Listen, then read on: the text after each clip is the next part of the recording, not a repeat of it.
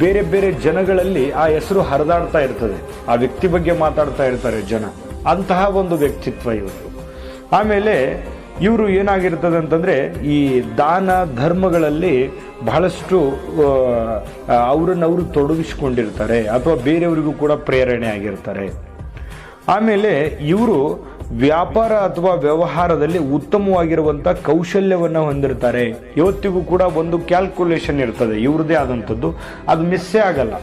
ಇವರು ಪ್ಲಾನ್ ಮಾಡಿದ್ರು ಅಂತಂದರೆ ಅದು ಖಂಡಿತವಾಗ್ಲೂ ಯಶಸ್ವಿ ಆಗುವವರೆಗೆ ಇವರು ಬಿಡುವಂತಹ ವ್ಯಕ್ತಿಗಳಲ್ಲ. ಈ ವೃಶ್ಚಿಕ ರಾಶಿಯಲ್ಲಿ ಬರ್ತಕ್ಕಂತಹ ಅನುರಾಧ ನಕ್ಷತ್ರದವರು. ಮತ್ತು ಇವರು ತಮ್ಮ ಅದ್ಭುತವಾದಂಥ ವಿಚಾರಧಾರೆಗಳನ್ನು ಜನರೆದುರಿಗೆ ಪ್ರಸ್ತುತಪಡಿಸ್ತಕ್ಕಂಥವ್ರು. ಬೇರೆಯವರಿಗೆ ಸಹಾಯ ಮಾಡ್ತಕ್ಕಂಥದ್ದಷ್ಟೇ ಅಲ್ಲ, ಮಾರ್ಗದರ್ಶನ ಮಾಡ್ತಾರೆ.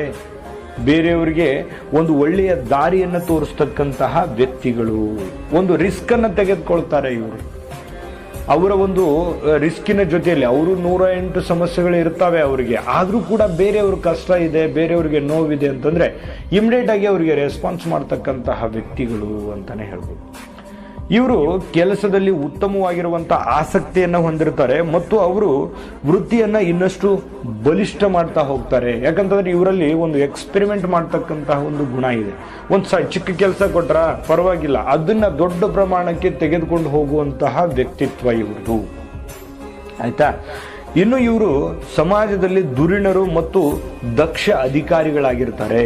ಈ ಒಂದು ಅನುರಾಧ ನಕ್ಷತ್ರದಲ್ಲಿ ಹುಟ್ಟಿರುವಂಥ ವ್ಯಕ್ತಿಗಳು ಸರ್ಕಾರಿ ಇರ್ಬೋದು, ಅರೆ ಸರ್ಕಾರಿ ಇರ್ಬೋದು, ಆ ಕೆಲಸದಲ್ಲಿ ದಕ್ಷ ಆಡಳಿತಗಾರರಾಗಿರ್ತಾರೆ, ಒಳ್ಳೆ ಹೆಸರನ್ನ ಮಾಡಿರ್ತಾರೆ.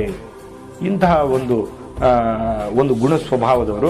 ಇನ್ನು ನಾನು ಶಾರ್ಟ್ ಆಗಿ ಹೇಳಬೇಕು ಅಂತಂದ್ರೆ, ಒಂದೊಂದು ಚರಣದವ್ರು ಯಾವ್ಯಾವ ರೀತಿ ಇರ್ತಾರೆ